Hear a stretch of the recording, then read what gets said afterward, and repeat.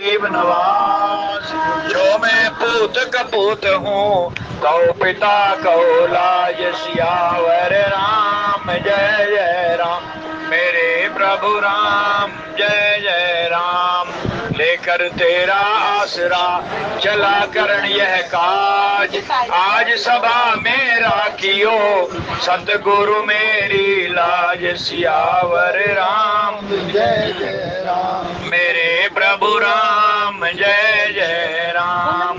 श्री गुरु चरण सरोज रज, निज मन मुकर सुधार, वर्णहु रघुवर विमल यश, जोदायक फल चार, सियावर राम जय जय राम। मेरे प्रभु राम जय जय राम। बुद्धिहीन तनु जानिके सिमरऊं पवन कुमार, बल बुद्धि विद्या देहु मोहे, हरहु कलेश विकार, सियावर राम जय जय राम। मेरे प्रभु राम जय जय राम। नहीं विद्या नहीं बाहुबल, नहीं खर्चन को दाम, मोह से पतित अपंग की, तुम राम सियावर राम जय जय राम। मेरे प्रभु राम जय जय राम। सत्संग सभा में पधारे हुए प्रभु प्रेमी सज्जनों, इससे पूर्व कि आज की कथा के भाव आपके समक्ष रखूं, आप सब भाइयों को इस 5 दिन की जो श्रृंखला है, व्रत श्रृंखला कह लीजिए, 5 दिनों का व्रत भी है और त्योहार श्रृंखला भी हम इसको कह सकते हैं। जो ये पर्व की श्रृंखला है 5 दिनों की, ये साल में एक ऐसा अद्भुत संयोग बनता है कि जब हमें ये 5 त्योहार क्रमशः एक के बाद एक मनाने को मिलते हैं और सब के सब आनंददायक खुशियां देने वाले हैं, जिनमें आज के दिन से पहली शुरुआत हो रही है धनतेरस। धनतेरस देवताओं के वैद्य धन्वंतरी से जुड़ी हुई कथा है ये, और उसी के उपलक्ष्य में उन्हीं के अवतरण दिवस के रूप में या प्रागट्य दिवस के रूप में ये त्योहार हम मनाते हैं। सागर मंथन के समय जो 14 रत्न निकले थे, उनमें से 13वां जो रतन था वो धन्वंतरी वैद्य अमृत का कलश लेकर के सागर के अंदर से निकले थे सागर मंथन के समय, और यही दिन था त्रयोदशी। तो आज उसी त्रयोदशी को धनतेरस के रूप में हम मनाते हैं, और इसके बाद जो कल का जो दिवस आएगा वो नरक चौदस के रूप में हम मनाते हैं। धनतेरस जहाँ देवताओं के वैद्य धन्वंतरी जी से जुड़ी हुई है, आयुर्वेद से जुड़ी हुई है, जितनी भी औषधियां, आयुर्वेदिक औषधियां, सभी प्रकार की जो है बीमारियों के लिए जो कुछ अनुसंधान हुए वो धन्वंतरी जी की ही देन है। नरक चौदस का बड़ा ही विचित्र इतिहास है। बामासुर नाम का एक भयंकर राजा, राक्षस प्रवृत्ति का, जिसको ये श्राप मिला कि तेरी मृत्यु किसी नारी के हाथों होगी, तब से वो नारी जाति का ही शत्रु बन गया, और उसने सब नौजवान लड़कियों का, स्त्रियों का जबरदस्ती अपहरण करके उनको एक दिन की दुल्हन बनाता, उनके साथ विवाह करता और एक दिन की दुल्हन बना करके जेल में डाल देता। ऐसा भयंकर राक्षस जो बाद में नरकासुर के नाम से प्रसिद्ध हुआ, जिसके नाम से ये कल नरक चौदस मनाई जाएगी।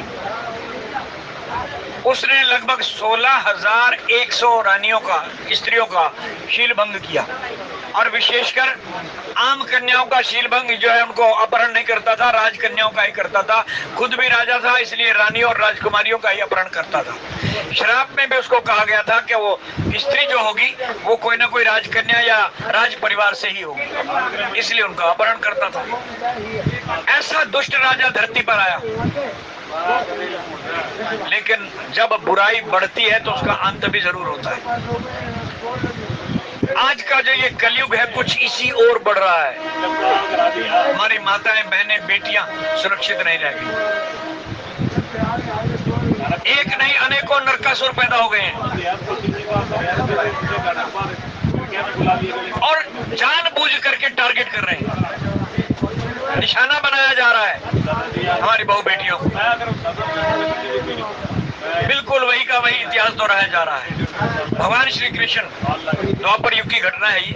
भगवान श्री कृष्ण ने लीला रची और अपनी दूसरी धर्मपत्नी सत्यभामा के मन में एक इच्छा उत्पन्न कर दी या करवा दी गई नारद के द्वारा कि परिजात के वृक्ष का एक फूल स्वर्ग से ला करके नारद के सामने अपनी इस बड़ी पत्नी रुक्मणी को दे दिया। और नारद ने यह दृश्य देख करके जानबूझ करके नारद के सामने दिया कि ये समाचार सत्यभामा तक पहुंच जाए। सत्यभामा को जाकर के जब उसने बताया कि देवी आप तो कहती हो कि भगवान मुझे बहुत प्रेम करते हैं, वो तो रुक्मणी से ज्यादा प्रेम करते हैं। बोली कैसे? कि स्वर्ग से लाई हुई चीज, स्वर्ग का वो फूल जो बड़ा अद्भुत और विचित्र और दुर्लभ है, वो फूल अपनी बड़ी रानी रुक्मणी को दे दिया। बस इतना कहने की देर थी, छोटी रानी भड़क सत्यभामा। जब भगवान श्री कृष्ण महल में आए तो सारी कहानी सामने आ गई। तो भगवान ने बड़ा मनाने की कोशिश की, बस इतनी सी बात, एक फूल के लिए इतनी नाराज हो गई। चलो कल तैयारी करो, गरुड़ पर बैठ करके हम स्वर्ग में चलेंगे और पूरा वृक्ष ही उखाड़ करके ले आएंगे। उसको तो एक फूल मिला है, हम परिजात का पेड़ ला करके तुम्हारे आंगन में लगा देंगे। तब जाकर के वो राजी हुई और वो युद्ध कौशल में बड़ी निपुण थी, युद्ध विद्या अच्छी तरह से जानती थी। भगवान की ये लीला थी कि उस दुष्ट का संहार रानी के हाथों होना है, किसी वीरांगना के हाथों होना है। नारी शक्ति जब तक जागृत नहीं होगी तब तक ये जो जुल्म हम देख रहे हैं ना अपनी आंखों से, ये और बढ़ेंगे। हमें अपने बहु बेटियों के अंदर वो शक्ति पैदा करनी होगी, उनको ये ज्ञान देना होगा, ये दीक्षा देनी होगी, शिक्षा देनी होगी कि हमारी हर बेटी रानी की, झांसी की रानी बन करके खड़ी हो जाए, अपनी रक्षा आप करने में सक्षम हो। और उनको ये ज्ञान देना होगा। माँ बाप का फर्ज बनता है कि आप लड़कियां हो, बेटियां हो, आप अपनी मित्र लड़कियां ही बनाइए, बॉयफ्रेंड नहीं। आजकल का जो ये पाश्चात्य सभ्यता का एक जहर हमारे अंदर घुल रहा है, पश्चिमी सभ्यता हमारे अंदर घुस रही है। लड़कियां पहले भी मित्र बनाती थी, लेकिन लड़कियां लड़कियों को बनाती थी। राजरानियां, राजकुमारियां, उनकी जो सखियां होती थी आश्रमों में, गुरुकुलों में शिक्षाएं ग्रहण करती थी, उनकी जो सखियां होती थी वो स्त्रियां होती थी। आज ये पाश्चात्य सभ्यता ने हमारी बेटियों के दिमाग में, हमारे दिमाग में ऐसा जहर घोल दिया और ऐसा खान पान आ गया है जो आगे आने वाले समयों में पता नहीं क्या क्या मिलावटी चीजें मिला करके, घोल करके पिलानी और खिलानी शुरू कर दी गई हैं बच्चों को, जिससे उनका शारीरिक विकास नहीं, ह्रास हो रहा है, और बौद्धिक विकास नहीं, बौद्धिक ह्रास हो रहा है, और इसी के कारण कैरेक्टर पर भी असर पड़ रहा है। तो ये हमारा फर्ज बनता है, हम अपनी बेटियों को विद्वत समाज के द्वारा और खुद विद्वता का रोल अदा करते हुए उनको ये शिक्षा और दीक्षा दें, उनके अंदर वीर रस जगाएं, ताकि आने वाली पीढ़ियां सुरक्षित रह सके और अपनी रक्षा करने में सक्षम हो सके। तो इस प्रकार गरुड़ पर सवार होकर के भगवान जब स्वर्ग की ओर जा रहे थे तो साथ में अपना सारंग धनुष भी लेकर के बैठ गए, जबकि उनका शस्त्र जो है सुदर्शन चक्र है, लेकिन उस दिन सारंग लेकर के बैठे, क्योंकि सारंग धनुष को चलाने की कला सत्यभामा जानती है। सत्यभामा भी लक्ष्मी का एक अंश है। जब वहां से गुजरे और उसको भौमासुर को पता लगा कि यहाँ से कृष्ण अपनी पटरानी के साथ स्वर्ग की ओर जा रहा है, तो उसने रास्ता घेर लिया कि आज इसी का अपहरण करेंगे, इसको कृष्ण से छीन लेंगे। उसको ये पता नहीं कि ये कृष्ण खाली एक ग्वाला या ग्वाल बाल ही नहीं है, नंद का छोरा ही नहीं है, ये साक्षात पार ब्रह्म परमेश्वर। वो इस चीज से अनभिज्ञ इनका रास्ता घेर करके इनको युद्ध के लिए ललकारने लगा। तब भगवान श्री कृष्ण ने देवी सत्यभामा से कहा कि आज का ये युद्ध तुम ही लड़ो, हम नहीं लड़ेंगे। तो देवी सत्यभामा ने युद्ध की शुरुआत की और उसको ललकारा दुष्ट को, और उसका नाक में दम ऐसा कर दिया कि सारंग धनुष पर बाण चढ़ा करके उसके कई टुकड़े कर दिए। और इस प्रकार जब वो नरकासुर यानी भौमासुर नाम का वो राक्षस मारा गया, तो भगवान कृष्ण ने गरुड़ को नीचे उतरने की आज्ञा दी। और वहां जाकर के ऐसा नियम होता था कि जो राजा किसी राजा पर विजय प्राप्त कर लेता था या उसको मार डालता था, तो उसकी सारी संपत्ति, राज्य और रानियां जीते हुए राजा के अधीन हो जाया करती। जो राजा विजयी होता था, ये सारी संपत्ति भी, उसकी रानियां भी, महल भी, नौकर चाकर, सेना सब उसके अधीन हो जाती थी। तो अब जो कुछ संपदा थी वो भगवान श्री कृष्ण के अधीन हो गई। भगवान श्री कृष्ण ने सत्यभामा को कहा कि ये तो विजय आपकी हुई है, इसलिए आप यहाँ की महारानी, आप राजा हैं, बोलिए क्या करना है? कल कुछ नहीं करना, हमें राज्य की जरूरत नहीं है, ये राज्य यहाँ के इनके परिवारजनों को ही दे दीजिए। लेकिन इसकी कैद में जो 16,100 रानियां या लड़कियां नारकीय जीवन जीने पर मजबूर हो रही है, उनको आजाद कर उनको रिहाई दिलाई गई। और जब वो जेल से बाहर आई तो उन्होंने भगवान से प्रार्थना की कि प्रभु इस दुष्ट की कैद से तो छुटकारा दिला दिया, अब इस संसार से भी छुटकारा दिला दीजिए, हमें मृत्यु लोक से छुटकारा दिलाइए, अपने धाम को ले चलिए। भगवान ने कहा क्यों? कहने लगे हम आत्महत्या करना चाहते हैं। भगवान ने उनको समझाया कि आत्महत्या से बढ़कर कोई और पाप ही नहीं है, जितने पाप हैं सब इस आत्महत्या के नीचे नीचे हैं। पापों की श्रृंखला नहीं है, कई सैकड़ों की संख्या में पाप है, लेकिन आत्महत्या महापाप है। तो ये महापाप करोगी और इस पाप का भुगतान कई जन्मों तक, कई कल्पों तक भुगतना पड़ेगा, इसलिए आत्महत्या की तो सोचो भी मत। तो कहने लगे प्रभु आप ही बताइए, जब यहाँ से निकल करके हम अपने मायके में जाएंगी तो वो हमें नहीं अपनाएंगे क्योंकि हम दूषित हो चुकी हैं, हमारे ससुराल वाले भी नहीं अपनाएंगे क्योंकि हम दूषित हो चुकी हैं, संसार में हमें अपनाएगा कौन? संसार में हमारी हालत बहुत खराब हो जाएगी, हमारी तो वो देवदासियों वाला हाल हो जाएगा। भगवान ने कहा चिंता मत करो, मैं अपनाऊंगा। तब भगवान ने इन 16,100 रानियों के साथ विधिवत दूल्हा बन करके, उतने रूप धारण करके, उतने सब रूप धारण करके इनसे विवाह किया और इनको समाज में स्थान दिया। और इस प्रकार 8 पटरानियां इनकी पहले थी, 16,100 और हो गई तो 16,108 पटरानियां भगवान श्री कृष्ण की हुई। हर रानी में से 10-10 पुत्र और एक कन्या हुई। इस प्रकार 16,108 भगवान श्री कृष्ण की कन्याएं थी और बाकी 10 से गुणा कर लेना, इतने पुत्र थे। द्वारकाधीश ने जाकर के नई द्वारिका बसाई थी। और फिर देखो कौतुक परमेश्वर का, ऐसे कौतुकी है कि जब समय आया तो इन सभी बच्चों को लड़वा के मार दिया। ऐसा खेल है प्रभु का, जैसे बच्चे नदी के किनारे रेत के घरौंदे बनाते हैं, सारा दिन खेलते हैं, जब चलते हैं तो लात मार के चलते हैं, ऐसी लीला है प्रभु। लेकिन कथा जो है ये नरकासुर की, कल जो हम इस त्योहार को याद कर रहे हैं, ये इसीलिए है कि हम सब के अंदर पौरुष जागे और हम नारी की रक्षा करने के लिए तैयार रहें। नारी पूजनीय है, चाहे वो बेटी के रूप में हो, बहन के रूप में हो, पत्नी के रूप में हो, माँ के रूप में, हर तरीके से वो सुरक्षा की अधिकारिणी है। वो डिजर्व करती है अपनी सुरक्षा, क्योंकि वो हमारे लिए तो सब कुछ कर रही है। कोई भी व्रत बता दो जो आज तक रानियों ने, माताओं ने, बहनों ने, बेटियों ने अपने लिए रखा हो, जितने भी व्रत रखे गए अपने संतान के सुख के लिए या पति की लंबी आयु के लिए, वो हर तरीके से डिजर्व करते हैं कि हम उनकी बेटे के रूप में, पति के रूप में, जो है बाप के रूप में, भाई के रूप में सुरक्षा करें। तो ये कल का दिवस 14 नरक चौदस के रूप में तीसरा त्योहार है जो परसों हम मनाएंगे, वो होगा दीपावली। नरक चौदस वैसे कह रहे हैं अब की बार 2 दिन की है, और जो 2 दिन की का त्योहार आ जाता है तो उससे अगले दिन दीपावली मनाई जाती है। ऐसा वहाँ अयोध्या के अंदर भी कुछ डिबेट में हुआ है।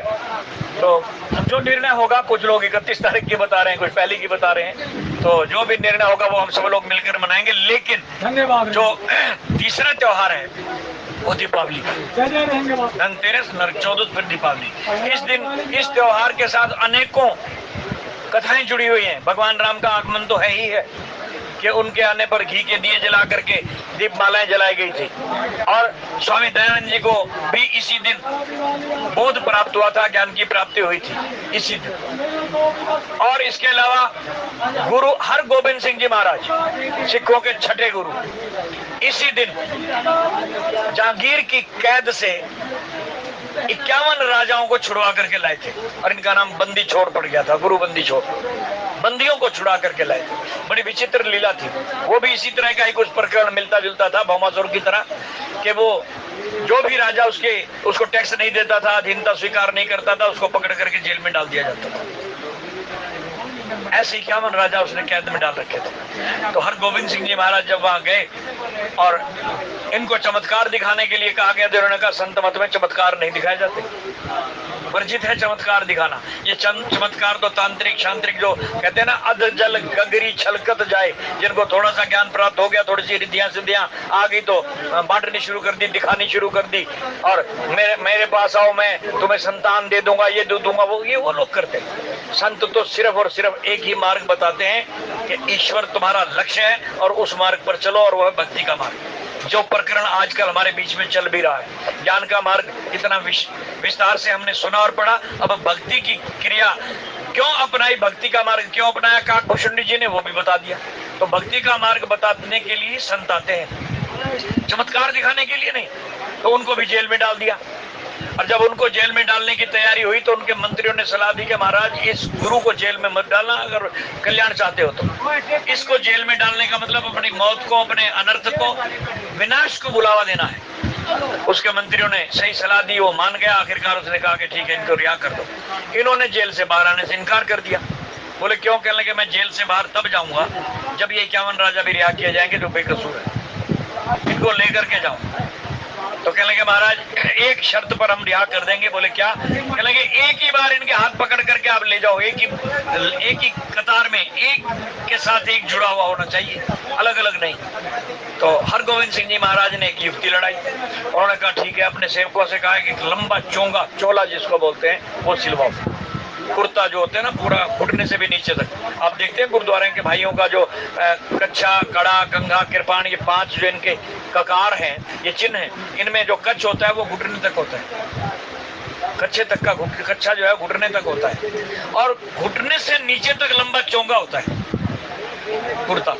ये कभी गुरुद्वारों में जाए तो भाई लोगों को सेवा करते हुए देखना, गुरुद्वारे के भाई को इस तरह का चोंगा सिलवाया और कहा कि इसके नीचे जो कलियां हैं, कुंगरे, वो 52 होने चाहिए।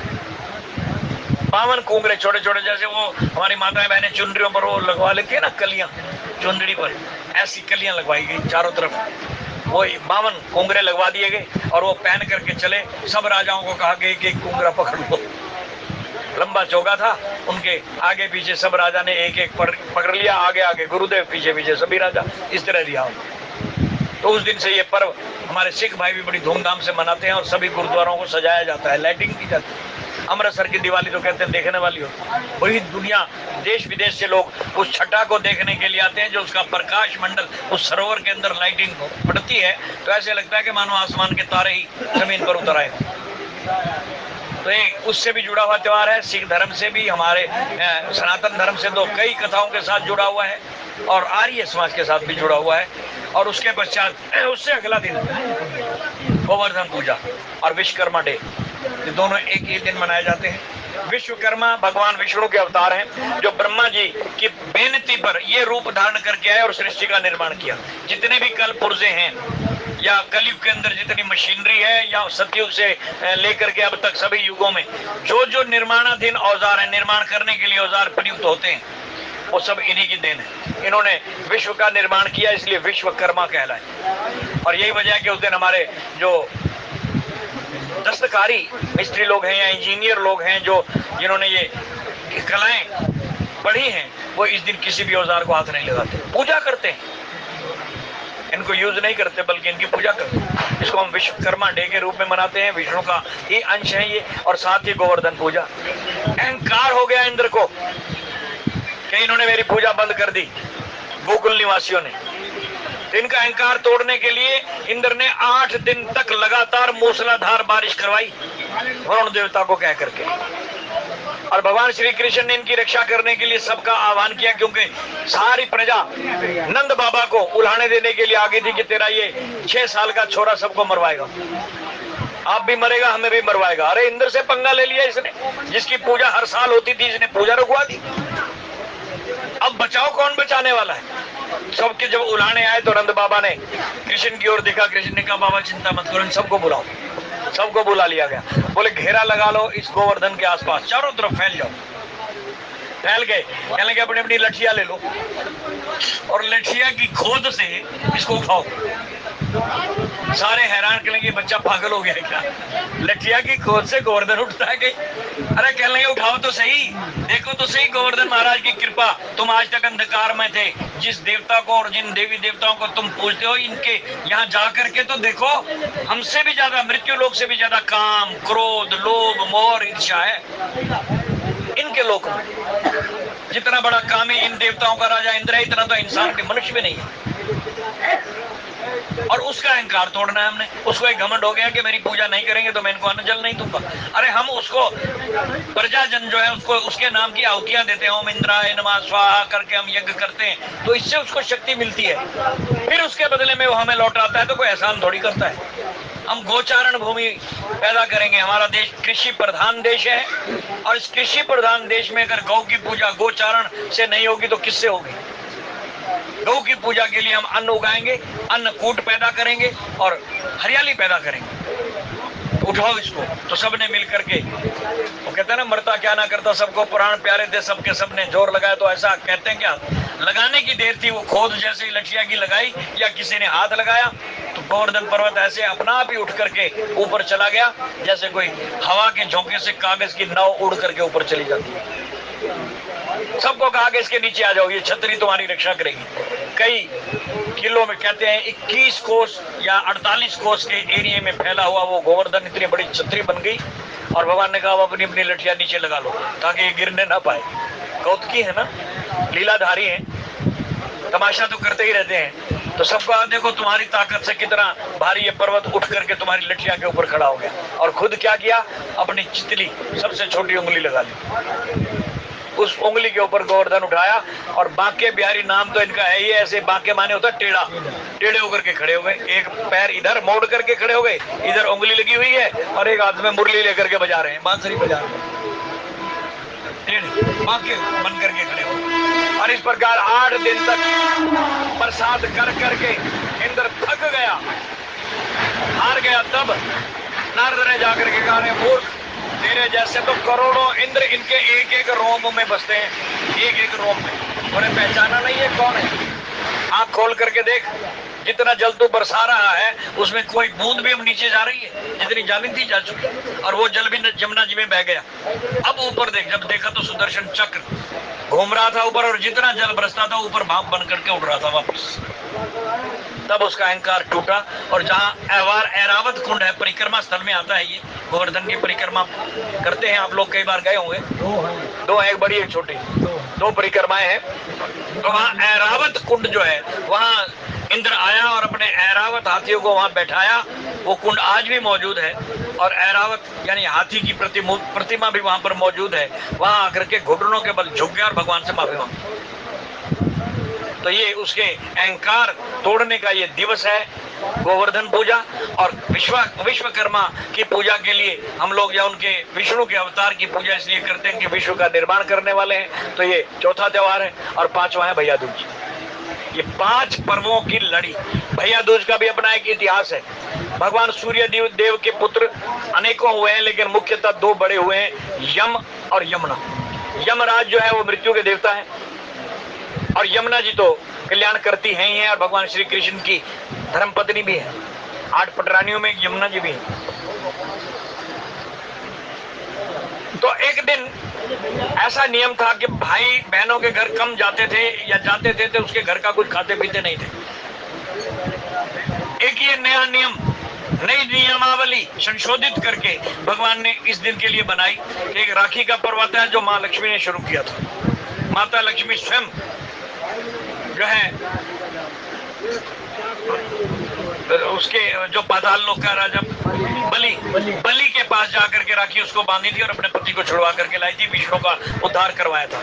इसी प्रकार उस दिन का महात्म्य ये है कि हर बहन अपने भाई के घर जाए और उसकी मंगल कामना करे, उसके परिवार की मंगल कामना करे, और सूत्र बांधे कि मेरे बाप की ये फुलवाड़ी हर बेटी को चाहिए कि मेरे पिता की ये फुलवाड़ी मेरे भतीजे मेरे भाई इसी तरह पलते फूलते रहें, और मेरी रक्षा का ये जो सूत्र बांध रही हूं, मेरी रक्षा का वचन दे।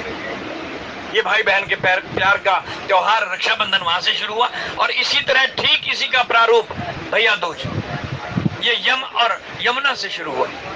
एक दिन यमुना ने प्रार्थना की कि भैया आप सबके घर जाते हो, जगह जगह जाते हो, सब लोकों में भी जाते हो, किसी प्राणी को ले जाना हो तो या तो खुद जाते हो, बहुत बड़ी आत्मा हो तो, नहीं तो आपके दूत जाते हैं, लेकिन कभी मेरे घर भी आओ ना। तो बहन का ये अनुरोध वो ठुकरा नहीं सके, और यमराज ने कहा कि हम एक दिन तुम्हारे घर जरूर आएंगे। वो दिन चुना गया यही दिवाली के दूसरे दिन, भैया तीसरे दिन, विश्वकर्मा के गोवर्धन पूजा के बाद वाला दिन, जिसको हम भैया दूज के नाम से मनाते हैं। उस दिन दूज का चांद आकाश पर चमक रहा था और यमदेव बहन के घर पहुंच गए। वहां जाकर के दोनों ने जमुना जी में स्नान किया। जमुना जल में दोनों भाई बहनों ने गोते लगाए। जबकि अन्य तीर्थों पर, धार्मिक स्थानों पर पति पत्नी को जोड़े के रूप में जाकर के मिल करके गोते लगाने चाहिए, ये पुण्य होता है, शुभ होता है। लेकिन भाई बहन अगर जमुना जी में गोता लगाएं भैया दूज वाले दिन, तो ये पुण्य होता है। और क्या पुण्य होता है ये अभी आगे वरदान के रूप में पता लग जाएगा कि जब ऐसा करके घर में आए तो देवी यमुना के हाथ का बना हुआ अन्नकूट और भोजन यमराज ने खाया। खा करके बड़े प्रसन्न हुए और कहने लगे, बहन, यद्यपि बहन के घर का, बेटी के घर का अन्न जल ग्रहण करना नहीं चाहिए ऐसा शास्त्र कहते हैं, लेकिन इसमें थोड़ा सा संशोधन आज के बाद ये होगा कि मान लो आने वाले कलयुग में किसी की बेटी सैकड़ों मील दूर, जैसे आजकल चलन हो गया कि हम तो भारत में रहते हैं, हमारी बहु बेटियां बहनें विदेश में रहती हैं, तो अब कभी वहां जाना पड़े तो क्या हम इंडिया से थोड़ी भोजन बांध के ले जाएंगे? खाना तो पड़ेगा। और वहां का जो है कई देश ऐसे हैं जहां शाकाहारी भोजन ही नहीं मिलता, खाना तो पड़ेगा। तो यमराज ने कहा कि जो भाई आज के दिन बहन के घर जाकर के उसके हाथ का पका हुआ भोजन खाएगा और जितना खाए उससे 1.25 गुना तो जरूर, नहीं तो 2.5 गुना, 5 गुना, 10 गुना, 20 गुना, जितना ज्यादा हो सके उसको मुट्ठी बंद करके धन दे करके आए, ताकि उससे ऋण से मुक्त हो सके, ये ऋण उसके ऊपर रह ना जाए। अपने बहन को दे करके आए मुट्ठी बंद करके। ये हमारा सनातन धर्म ऐसा बना हुआ है। तब से लेकर के आज तक हमारे गांव का भी कोई बुजुर्ग या कोई बड़ा किसी दूसरे गांव में अचानक चला जाए और हमारे गांव की बेटी वहां ब्याही हुई है तो 1 रुपया जरूर देके आता है। ये नियम रहा है, ये नियम, ऐसे ही सनातनी नियम हमारे बुजुर्गों ने ऐसे नहीं बना दिए थे, इनके पीछे लॉजिक था। तो यमराज का ये बनाया हुआ नियम कि आज के दिन जो भाई बहन के घर जाकर के उसके हाथ का भोजन करेगा, फिर दोनों यमुना जी में स्नान करेंगे, वो कितना ही बड़ा भारी पापी है उसके पाप माफ कर दिए जाएंगे, पापों की सजा नहीं मिलेगी, पापों से मुक्त हो जाएगा। ये मैं वरदान देता हूँ, ये वरदान यमराज का दिया हुआ। तो इसलिए इस पर्व को भी हम बड़ी धूमधाम से मनाते हैं। 5 पर्वों की ये श्रृंखला आज से शुरू है और इसका जो महात्म्य है और संक्षेप में मैंने ये कथाएं आपको सुनाई है। अब आइए आज की कथा की ओर। बोलिए राजा रामचंद्र महाराज की। बोले पुनि सप्रेम बोलियो खगराऊ, जो कृपाल मोहि ऊपर भाऊ, नाथ मोहि निज सेवक जानी, सप्त प्रश्न मम कहू बखानी। अब तक की कथा के अनुसार हमने श्रवण किया कि ज्ञान और भक्ति का निरूपण करते हुए विस्तार से ज्ञान की चर्चा की गई और फिर अंत में रिजल्ट ये निकला कि ज्ञान भी भवसागर से पार उतारने में संपूर्ण नहीं है, ये भी बीच में रोक देता है। ज्ञान अगर किसी को हो भी गया तो वो ज्यादा से ज्यादा स्वर्ग तक, वैकुंठ तक, ब्रह्मलोक तक भी चला गया, लेकिन इससे आगे नहीं जा सकता। ज्ञान मार्ग मृत्यु अनेका, क्योंकि ज्ञान का दीपक अगर जग भी गया बड़े प्रयास के बाद, जगमगा उठा, तो कोई ना कोई विषय की आंधी या झोंका, काम क्रोध लोभ मोह अहंकार का झोंका इसको बुझा सकता। बड़े बड़े ज्ञानियों की हालत हुई, 88 हजार साल तक तप करने के बाद ज्ञानी फिसल गए। किसी को काम ने मारा, किसी को क्रोध ने मारा, किसी को लोभ ने मारा। 60 हजार साल तक तप करने के बाद ज्ञानी फिसल गए।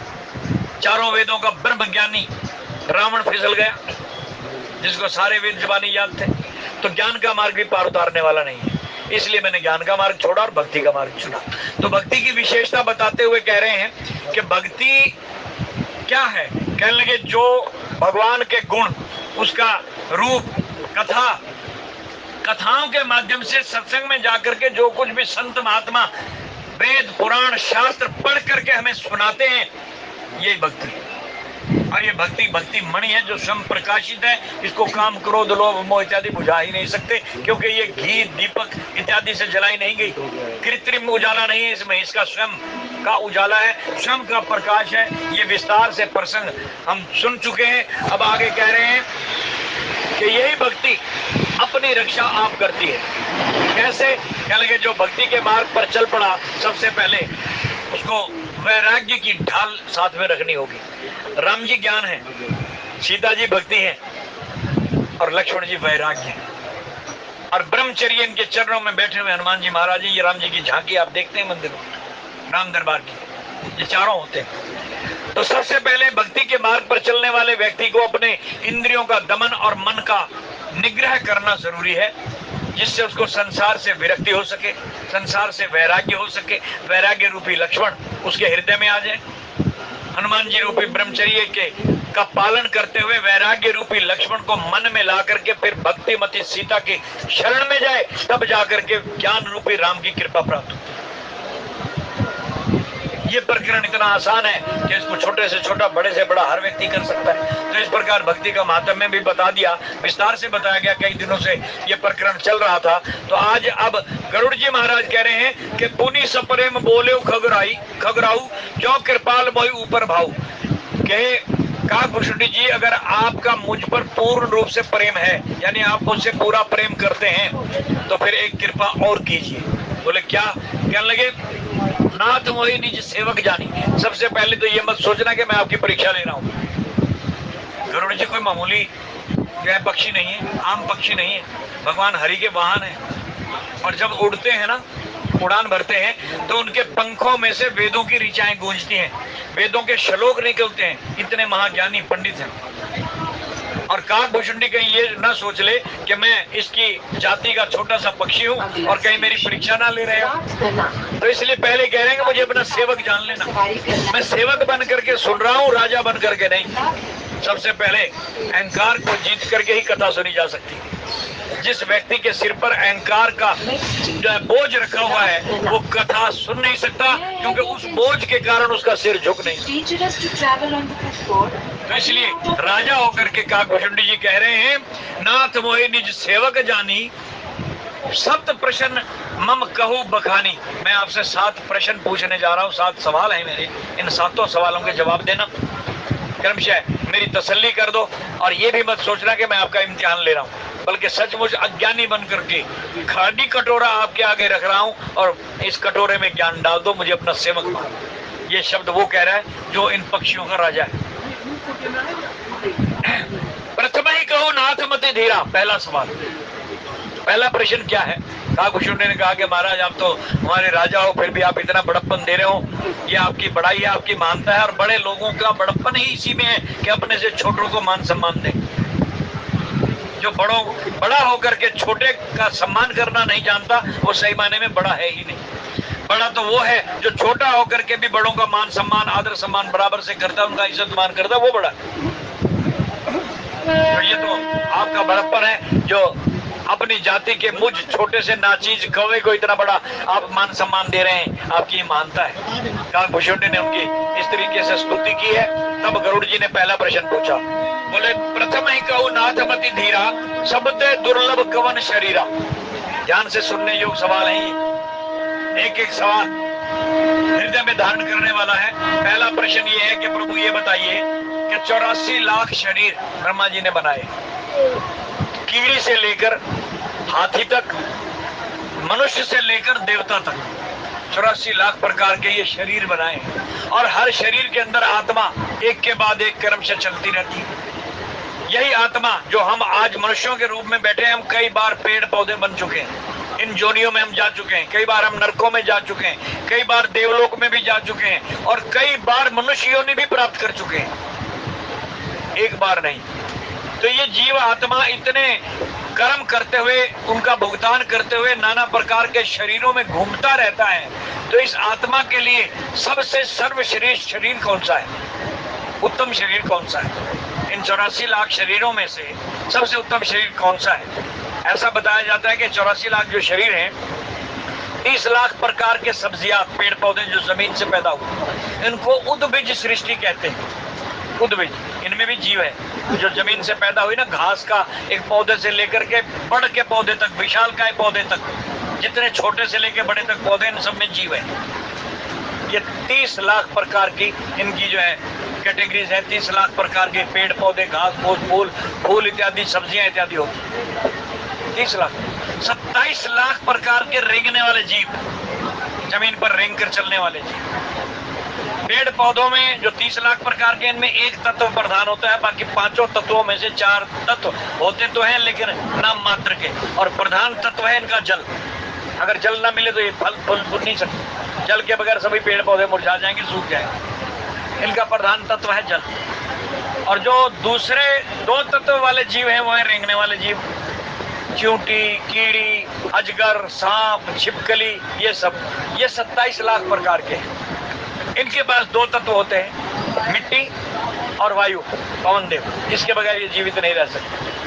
तीसरे 14 लाख प्रकार के जीव हैं, आकाश के पक्षी और जल में तैरने वाले जीव,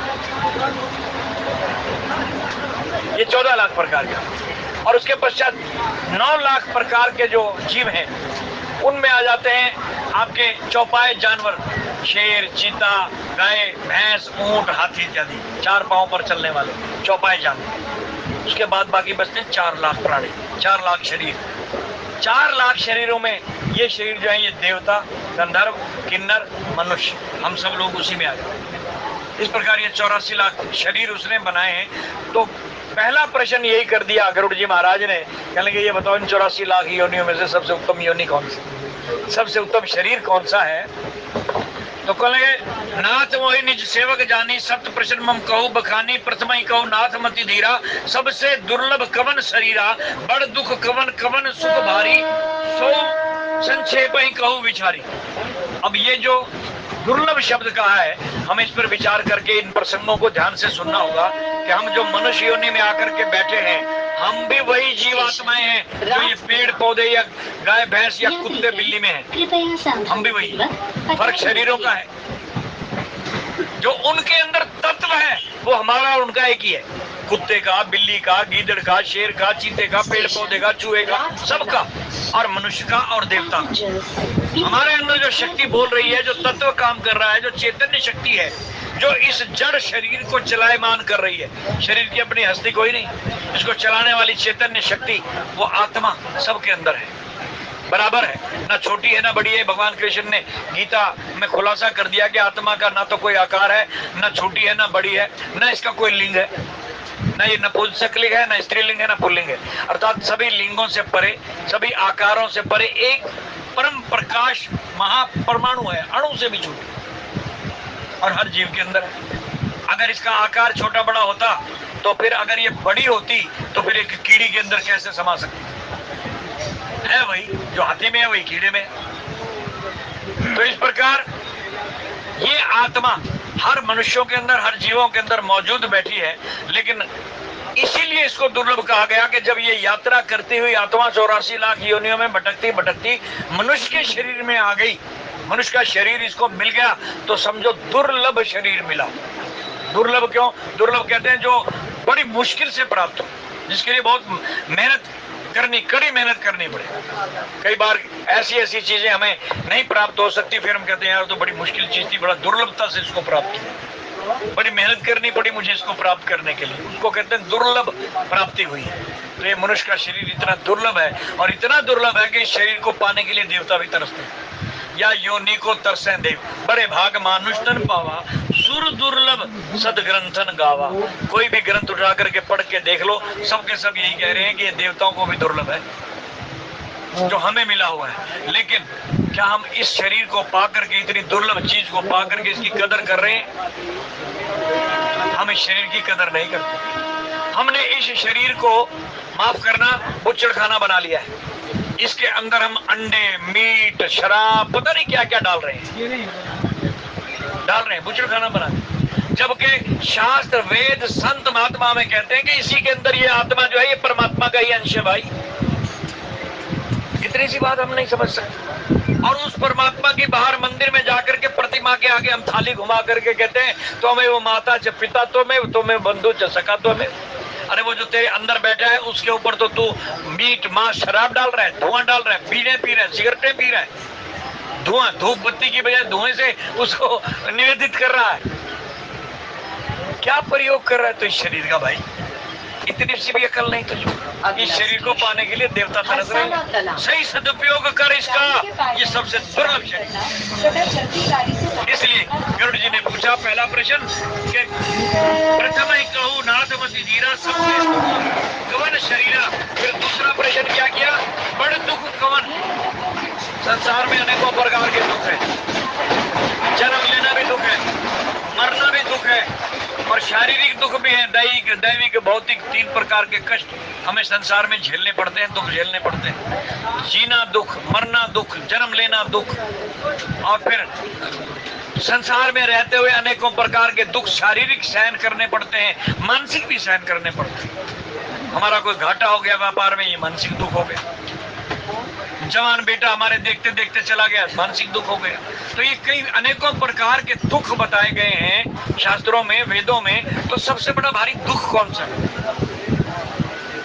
ये दूसरा प्रश्न है। ये पहला प्रश्न सबसे उत्तम शरीर कौन सा है, दूसरा प्रश्न सबसे बड़ा दुख कौन सा है, तीसरा प्रश्न सबसे बड़ा सुख कौन सा है, और चौथा प्रश्न सबसे बड़ा पुण्य कौन सा है और पाप कौन सा है। इन चारों प्रश्नों को ध्यान में रखना। अब अगली मुलाकात हमारी और आपके मंगलवार को ही होगी, क्योंकि बीच में छुट्टियां बहुत आ रही हैं, हम मिल नहीं पाएंगे। तो यहीं तक की कथा जो आपके सामने रखी, इसको स्वीकार कीजिए। अब वाणी को यहीं विश्राम, त्रुटि के लिए क्षमा। बोले राजा रामचंद्र महाराज।